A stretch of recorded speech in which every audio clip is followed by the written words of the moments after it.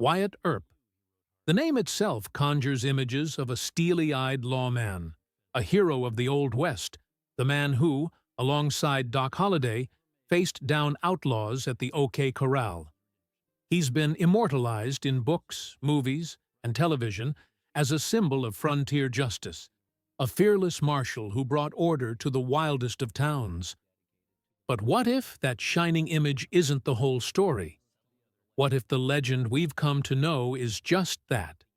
A carefully crafted legend, hiding a far more complicated and, at times, a much darker truth.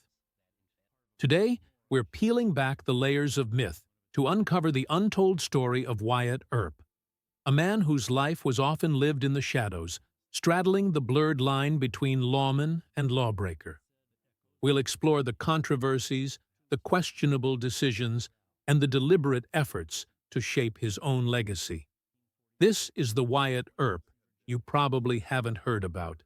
And if you're a fan of Old West history and uncovering the real stories behind the legends, then you're in the right place. Go ahead and hit that like button, subscribe to our channel, and ring that notification bell so you don't miss out on our deep dives into the fascinating figures and events that shaped the American West. Part 1. Early Life, the Makings of a Complex Man. To understand the man Wyatt Earp became, we have to look at his beginnings. Born in 1848, Wyatt Barry Stapp Earp grew up in a family that was always on the move. His father, Nicholas Earp, was a restless soul, described by some as fiddle-footed. He shifted his family from one place to another, always chasing opportunity or, as some suggest, trying to outrun debt. Nicholas tried his hand at farming, coopering. He was a constable, a justice of the peace, and even a bootlegger. This constant movement meant Wyatt and his brothers rarely set down deep roots in any one community. They learned early on to rely on each other, forging strong fraternal bonds that would define much of their lives. This upbringing on a frontier, marked by instability and the often harsh realities of survival, likely instilled in Wyatt a pragmatic, sometimes opportunistic, approach to life. He was shaped by what some call the frontier code, where self-reliance and direct action were paramount. A significant chapter in young Wyatt's life opened when he married Urilla Sutherland in Lamar, Missouri, in January 1870. He was even appointed town constable, taking over from his father. It seemed like Wyatt was ready to settle down. But tragedy struck within the year. Urilla passed away, possibly from typhus or complications during childbirth. The exact cause remains a mystery. Her death seemed to unleash a different side of Wyatt. Soon after this devastating loss, Wyatt Earp found himself on the wrong side of the law, a stark contrast to the heroic lawman he would later be portrayed as. In March 1871, he was accused of stealing horses in Indian Territory near Van Buren, Arkansas. Court documents show he was arrested, but he didn't stick around to face the music. He either broke out of jail or jumped bail and fled, evading punishment. And that wasn't all. Around the same time, while he was still constable in Lamar, Missouri, before Urilla's passing, questions arose about his handling of public money. He was accused of misappropriating school funds that he had collected. There were also allegations that he had altered a court document to line his own pockets. Wyatt left Lamar before any official hearing on these serious charges could take place. His path then took him to Peoria, Illinois, and it wasn't for a quiet life. Between 1872 and 1874, records show Wyatt Earp was arrested multiple times. The charges: keeping and being found in a house of ill fame. In simpler terms, he was involved with brothels. One newspaper, the Peoria Daily National Democrat, even reported on a raid of a floating brothel called the Beardstown Gunboat on September 10, 1872. Wyatt Earp was among those arrested and fined. During this period in Peoria, he was linked with a woman named Sarah Sally Heckle, who sometimes called herself his wife. However, court records and newspaper accounts from the time paint a different picture, suggesting he had an exploitative arrangement with her and acted as an enforcer for at least one local madam. These aren't just rumors. They're documented incidents that show a young Wyatt Earp operating far outside the law, years before he pinned on a marshal's badge. Part 2. The Lawman Paradox, Wichita and Dodge City. When Wyatt Earp eventually did step into law enforcement in Kansas cowtowns like Wichita around 1875 and Dodge City starting in 1876, it wasn't a clean break from his past. It wasn't a simple story of an outlaw seeing the light and becoming a hero.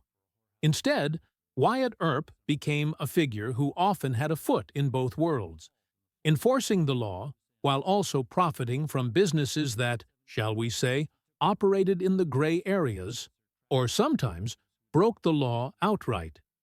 Even while wearing a badge, Earp was deeply involved in gambling, and according to several historical accounts, his connection to brothel operations didn't just disappear. For example, court records from Wichita in 1874 indicate that Wyatt and his brother James ran a house of prostitution. Allegations suggest they were involved in similar activities later in Dodge City. Think about that for a moment.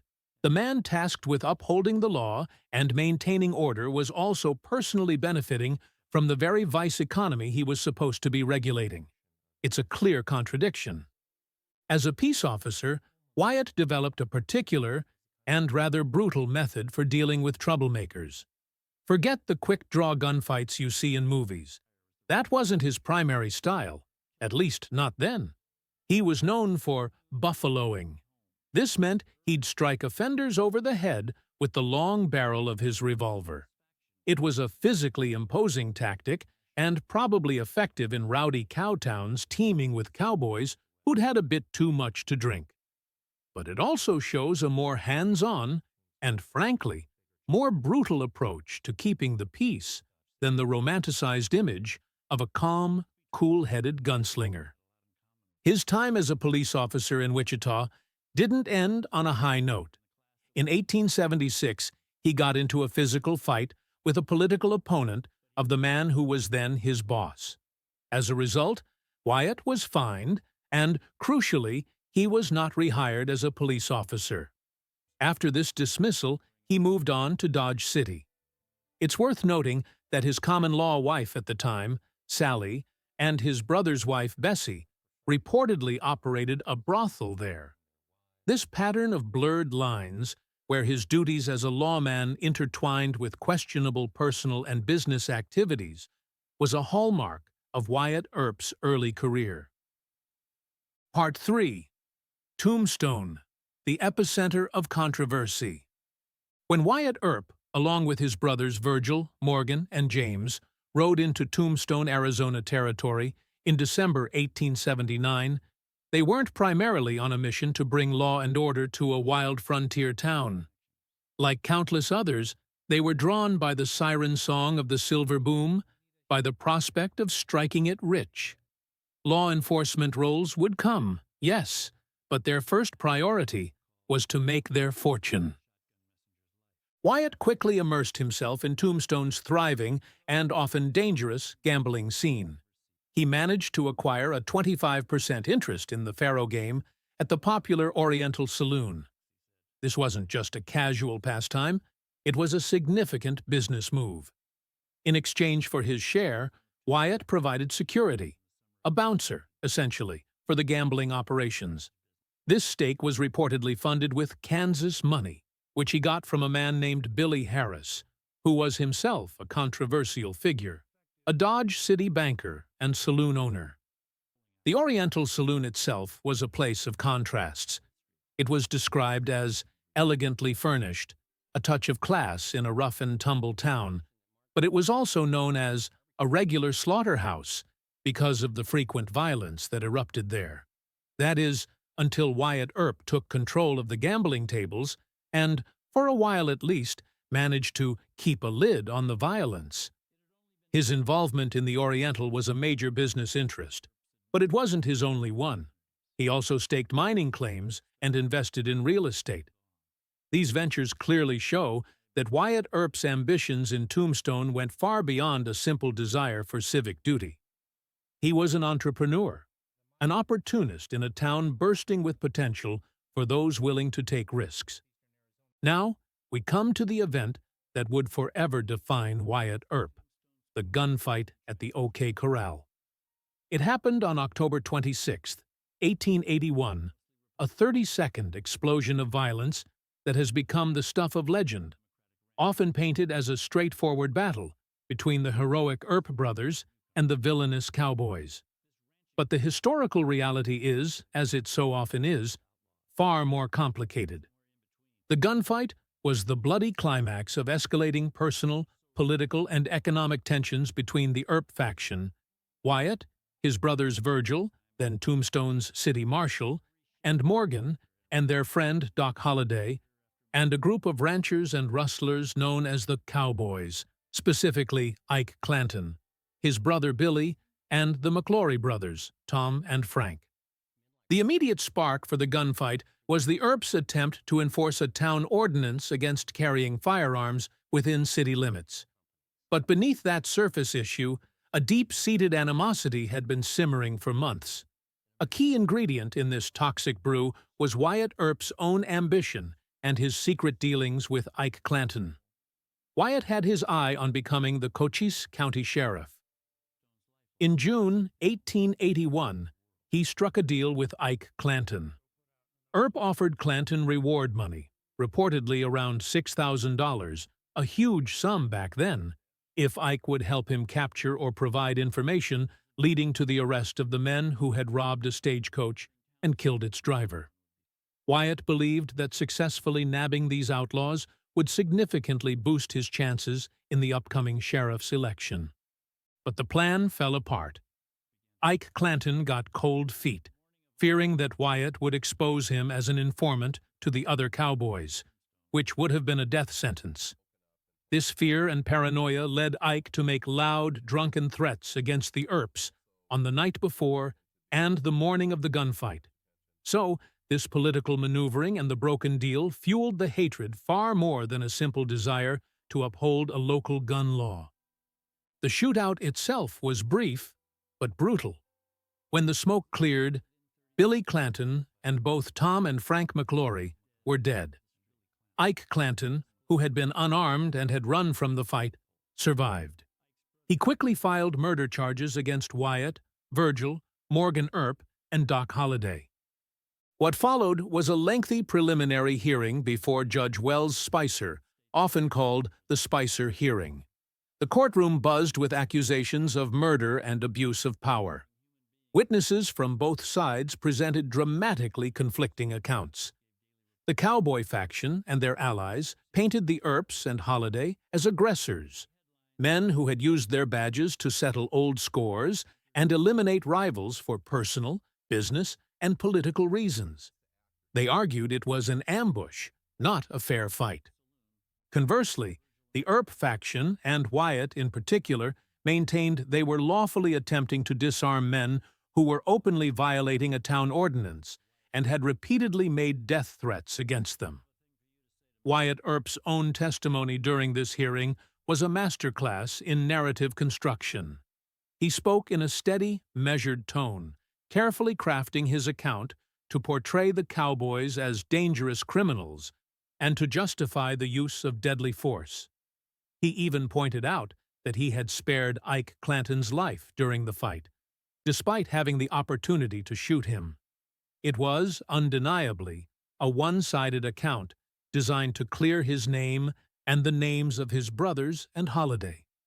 In the end, Judge Spicer ruled that the Earps and Holliday were justified in their actions, stating that there was not enough evidence to bring them to trial for murder. But the controversy didn't die there. The bitterness and division in Tombstone only deepened, setting the stage for even more violence. The gunfight at the OK Corral wasn't just about law enforcement. It was about feuds, ambition, and broken trust. Wyatt Earp's personal life in Tombstone also reveals some ethical gray areas. He arrived in town with Celia Ann Mattie Blaylock, a former prostitute who was his common-law wife.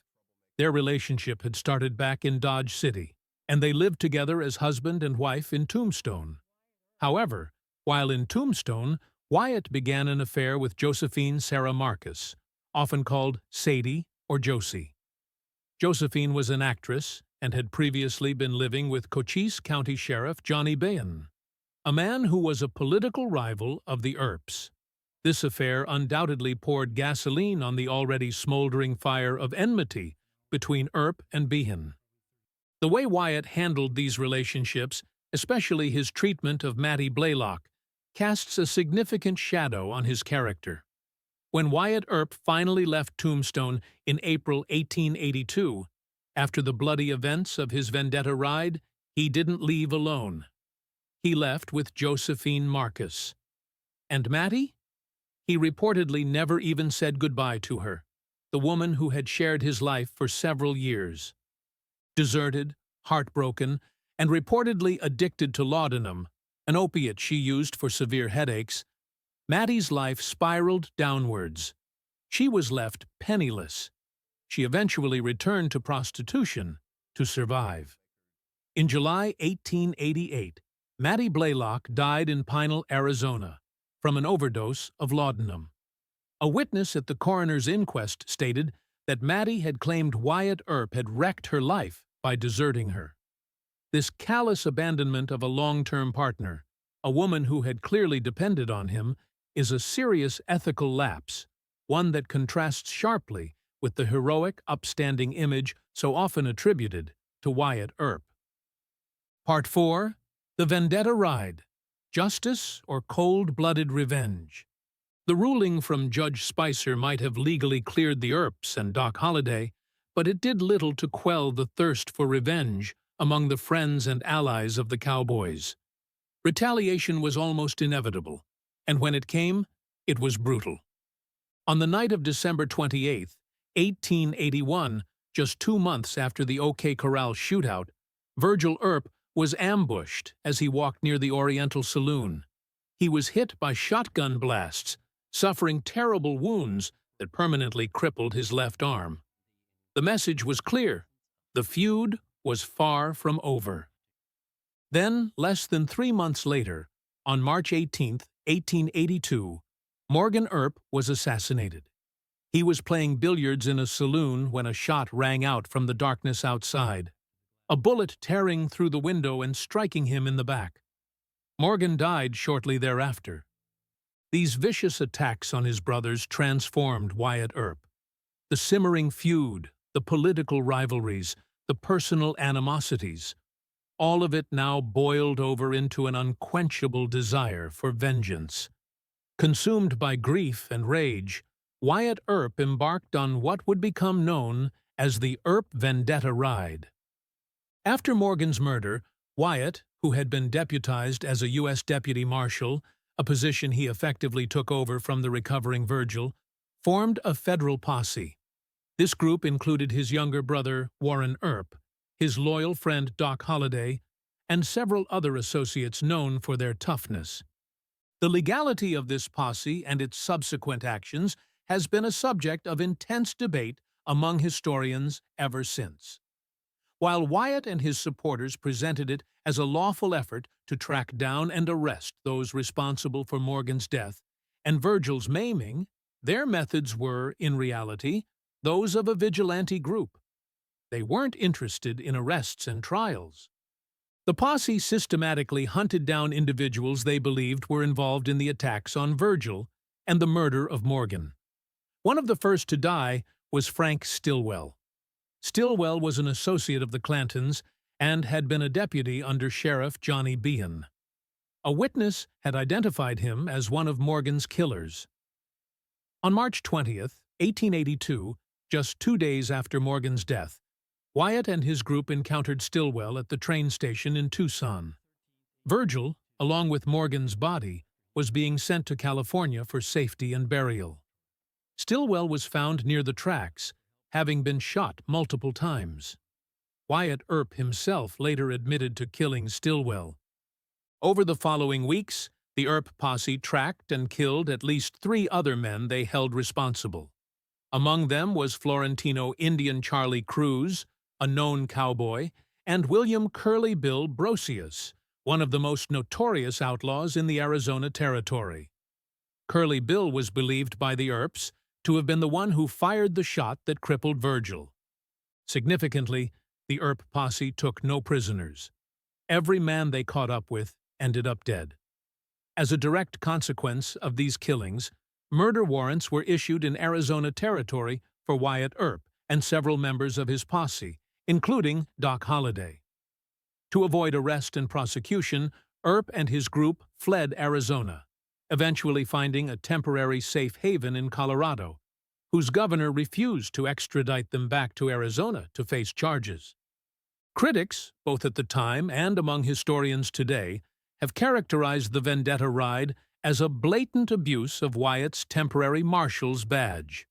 They argue he used it as a shield to carry out extrajudicial executions, a personal quest for revenge rather than a genuine pursuit of justice through legal channels. Some try to explain Wyatt Earp's actions during the Vendetta Ride through the lens of the Frontier Code. This perspective suggests that in the often lawless and violent environment of the American West, where formal legal systems were sometimes weak, corrupt, or simply ineffective, direct and even lethal action against those perceived as evil was sometimes seen as necessary, even justifiable. Proponents of this view might argue that Wyatt, faced with the murder of one brother and the crippling of another, and believing that the official legal channels were not sufficient, decided to take the law into his own hands. Tombstone were compromised, especially given Sheriff Behan's perceived alliance with the Cowboys, acted according to an unwritten code that prioritized swift retribution. However, this interpretation stands in direct conflict with the fundamental principles of the rule of law. The rule of law demands due process, fair trials, and prohibits extrajudicial killings, regardless of how guilty the victims might seem. Wyatt Earp's decision to act as judge, jury, and executioner, even if motivated by a deep sense of grief and a desire for justice for his family, was a clear bypass of the established legal framework. His actions, while perhaps understandable in the brutal context of the frontier and his profound personal tragedy, represent a stark departure from lawful conduct and highlight the dangerous precedent of vigilante justice. The Vendetta Ride thus remains one of a profoundly controversial chapter in Wyatt Earp's life, vividly illustrating the tension between personal vengeance and adherence to legal processes in a society struggling to establish true order. Part 5. After Tombstone. A Life of Roaming and Reinvention. After fleeing Arizona in 1882 with murder warrants hanging over his head, Wyatt Earp's life didn't settle down. Instead, it continued to be a nomadic existence, moving from one boomtown to the next, often accompanied by Josephine Marcus. His ventures during this period frequently hovered on the edges of legality and respectability. He pursued opportunities in gambling, saloon-keeping, and mining, chasing fortune across the American West, from Colorado to Idaho, and even as far as Alaska and California. Around 1899, during the Klondike Gold Rush, Wyatt and a partner named Charlie Hoxie opened the Dexter Saloon in Nome, Alaska. It was a 2-story establishment, and they paid a hefty $1,500 for a liquor license, indicating it was a significant operation. This venture was reportedly quite profitable, with some estimates suggesting they earned as much as $80,000, an enormous sum at the turn of the 20th century. However, this wealth didn't seem to last. Many accounts suggest that Josephine Marcus had a notable gambling habit, which may have contributed to their financial instability. His mining ventures in Idaho, California, and Alaska had mixed results and were sometimes marked by disputes. One rather telling incident occurred in October 1910 near Searles Lake, California. Wyatt Earp, then in his early 60s, was hired as the head of a group of about 20 armed guards. Their mission? It was a claim-jumping expedition organized by an Oakland attorney, attempting to forcibly take over mining claims held by the California Trona Company. The situation grew tense, with Earp reportedly confronting the company's representatives quite aggressively. Eventually, a U.S. Marshal had to be called in. The entire claim-jumping party, including Wyatt Earp, was arrested and sent packing. While other stories exist about Earp's involvement in claim-jumping, some perhaps embellished, this incident is well documented. Earp also dabbled in real estate, and these deals were sometimes connected to his saloon operations and the broader vice economy. For instance, during a real estate boom in San Diego in the late 1880s, Wyatt and his brothers bought several saloons. One of these was the Oyster Bar, which was located directly beneath a brothel called the Golden Poppy. Accounts differ on whether Wyatt directly operated the brothel or if it was run by someone else, but the close association is clear. Beyond these more structured, if sometimes dubious, businesses, Wyatt Earp also faced accusations of being a low-rent con artist. There are claims, for example, that he tried to sell painted rocks to unsuspecting buyers, passing them off as gold nuggets. This persistent pattern of operating in legal gray areas and engaging in questionable enterprises continued long after he left the bloody streets of Tombstone behind. Perhaps one of the most damaging episodes to Wyatt Earp's reputation in his later years was his involvement in the controversial Bob Fitzsimmons versus Tom Sharkey heavyweight boxing match. It took place in San Francisco on December 2, 1896. Earp, a known boxing enthusiast, was chosen to referee this highly anticipated championship fight. During the bout, Fitzsimmons was largely outboxing Sharkey, clearly getting the better of him. However, in a stunning move, Wyatt Earp controversially stopped the match. He disqualified Fitzsimmons, ruling that he had delivered an illegal low blow, a punch to the groin. This decision awarded the victory to the underdog, Sharkey. The call provoked an immediate and massive public outcry. Spectators and the press widely accused Earp of fixing the fight. Rumors swirled that he had a significant financial stake in Sharkey winning, or that he had been bribed. The fight itself was actually illegal in San Francisco at the time, adding another layer to the scandal. The controversy led to court battles over the prize money, though these were eventually thrown out. This scandal severely tarnished Wyatt Earp's name. Newspapers across the country branded him a crook, an imbecile, and a human shark. In fact, this single event arguably brought him more widespread contemporary notoriety and negative press than even the gunfight at the OK Corral had. It reinforced the perception of him as a man willing to engage in corrupt practices for personal gain, further complicating his already checkered and controversial legacy. Part 6. Crafting the Legend, the Art of Myth-Making. As Wyatt Earp grew older, particularly after the humiliation of the fixed boxing match scandal, he became increasingly concerned with how the public saw him and what his legacy would be. He felt, according to his own words, that the public had been fed lies about him, and he actively sought to set himself right. This desire to control his own narrative manifested in several ways. He gave interviews and provided his own accounts of his life, always aiming to present his actions, especially those in Tombstone, in the most favorable light possible. His detailed, carefully constructed testimony at the 1881 Spicer hearing, which aimed to establish the criminality of the cowboys and justify his use of force, was a foundational element of this personal narrative he was building. In an 1888 interview with an agent for the historian H. Bancroft, Earp made a rather grand claim that he had personally killed over a dozen stage robbers, murderers, and cattle thieves during his time as a lawman. This assertion, whether entirely accurate or not, certainly contributed to his tough, larger-than-life image. During his final decades, Wyatt Earp lived in Los Angeles. There, he befriended influential figures in the burgeoning Hollywood film industry. He knew Western silent film stars like William S. Hart and Tom Mix. In fact, both Hart and Mix would later be pallbearers at his funeral. He also knew film directors.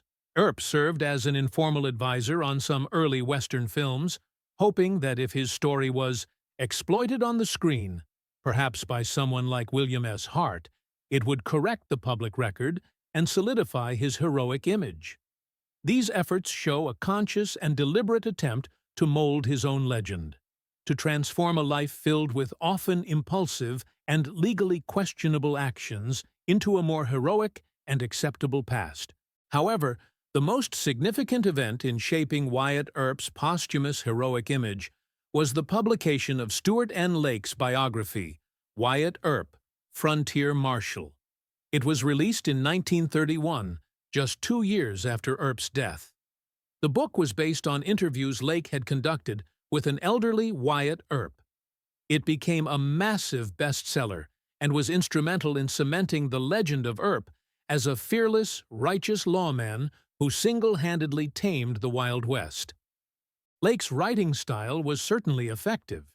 He used a broad, sweeping scope, filling the book with heroic anecdotes, many from Earp's youth. He employed superlative language to describe Earp's courage, his skills with a gun, and his unwavering moral compass. He repeatedly appealed to heroic tradition, effectively glossing over or completely omitting the more problematic aspects of Earp's life and character. But almost from the moment it was published, and increasingly over the decades since, historians have heavily criticized Wyatt Earp, Frontier Marshal.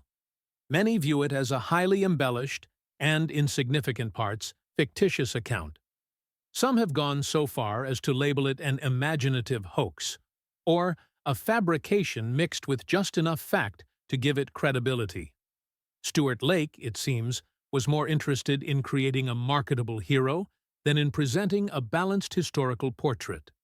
While his book popularized Wyatt Earp on an unprecedented scale, it did so by creating a character that was more myth than man, a sanitized hero perfectly tailored for an audience hungry for tales of frontier daring and simple, clear-cut morality.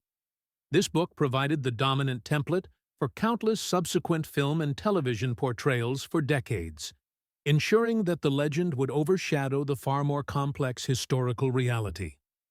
Wyatt Earp's common-law wife of nearly 50 years, Josephine Sarah Sadie Marcus Earp, also played a crucial role in curating his public image, especially after he passed away. She actively worked to suppress any unflattering details about Wyatt's life, and, indeed, about her own past.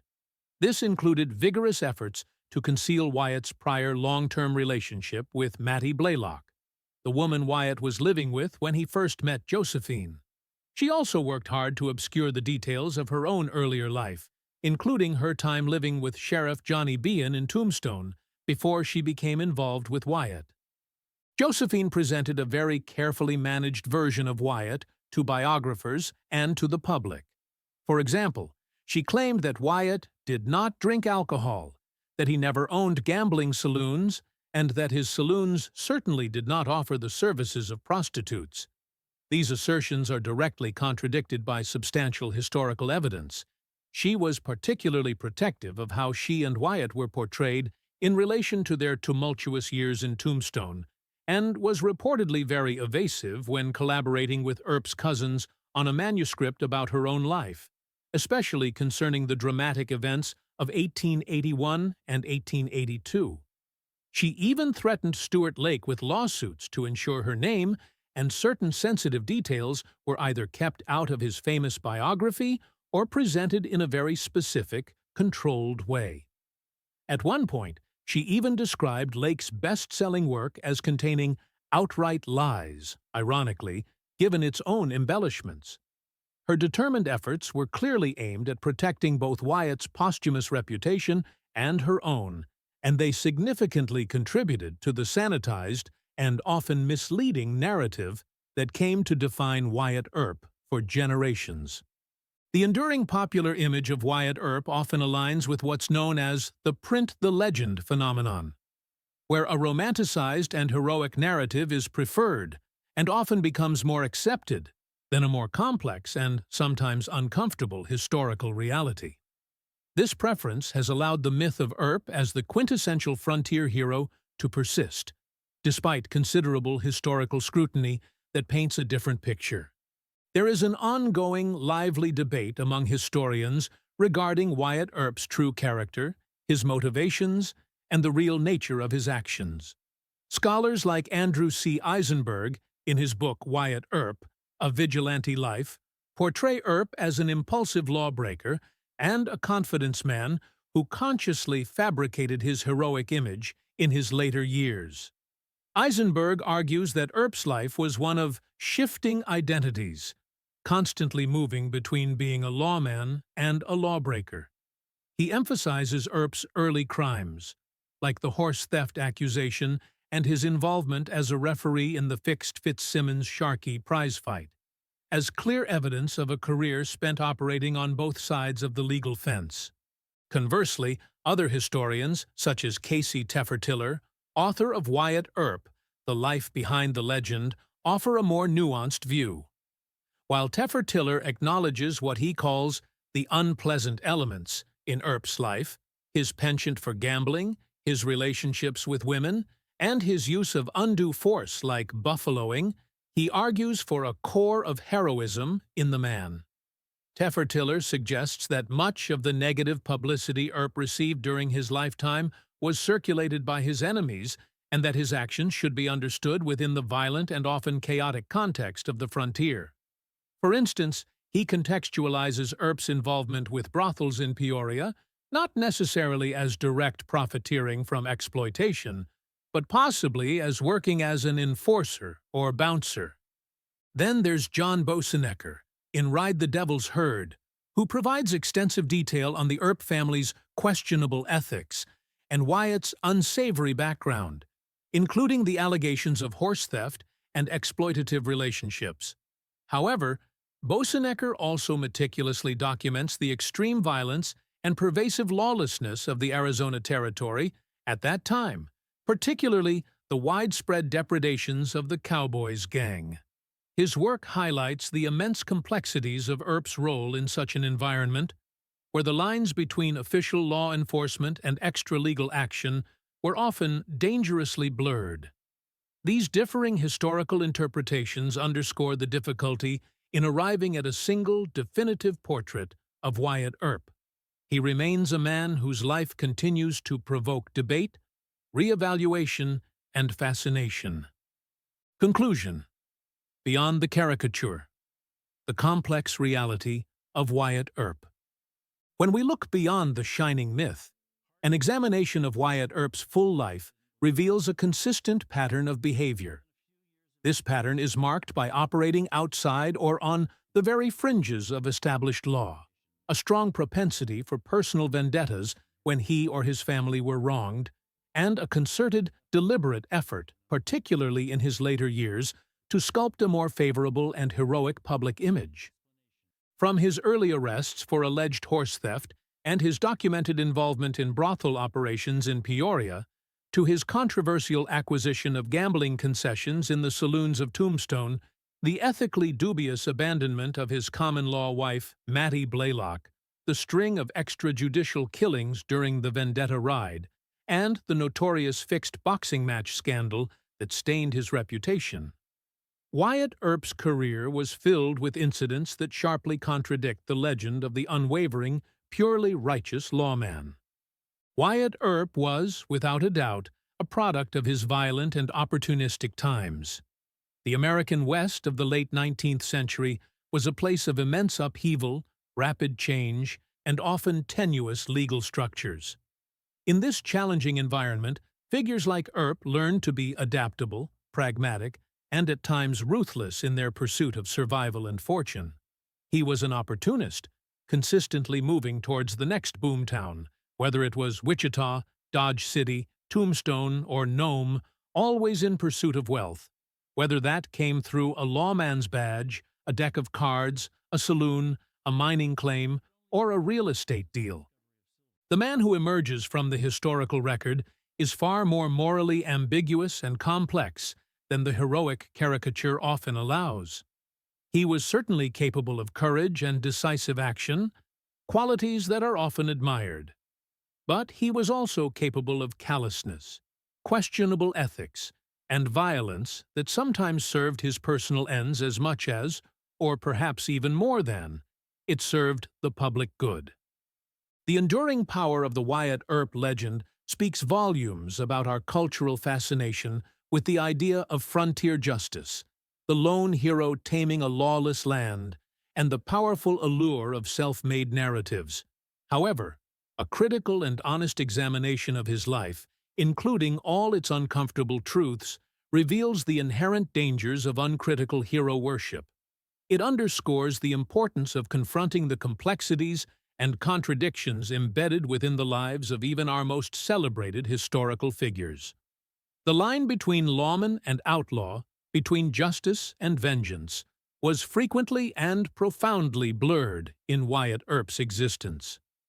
This ambiguity doesn't merely reflect his personal character flaws, it also mirrors the chaotic, formative, and often brutal nature of the frontier itself, a place where the rules were still being written, often in blood. Understanding Wyatt Earp's darker side isn't about diminishing the man entirely or erasing his place in history.